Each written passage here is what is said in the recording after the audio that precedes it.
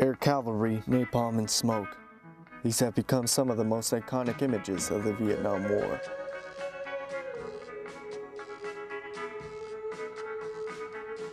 Well, I said the Marines excelled no matter what kind of mission they were assigned to. I don't give a damn what it is. We did beyond the call of duty on a lot of occasions. I mean, individual, but some units did pretty damn good, a lot of good. In 1965, we have, who later became the father of a commandant, Victor H. Krulak, is in Hawaii, and he's spending 5 months writing a script for an exercise to take place on Camp Pendleton, and it's to be the largest exercise that's taken place since World War II.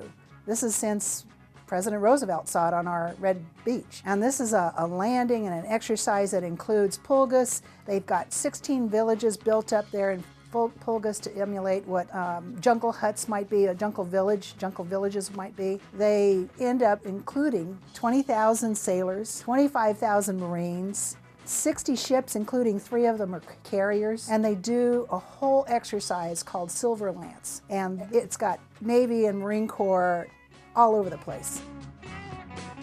During this period, training at Camp Pendleton was accelerated, and Marine recruits were trained in as little as 15 days before being deployed to Vietnam.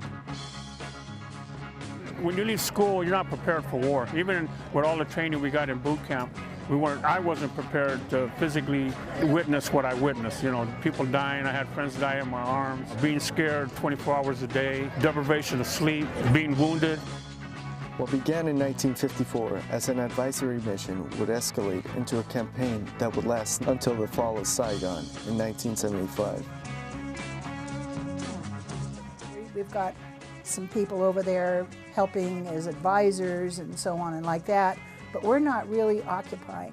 Well, mid-exercise, Major General Krulak gets a message, hey, you got to send some people to work in Vietnam. So all of his people had weapons and ammunition. He sent them over with everything they needed. They ended up getting sent back, and they ended up being some of the first people in Vietnam to fight that war.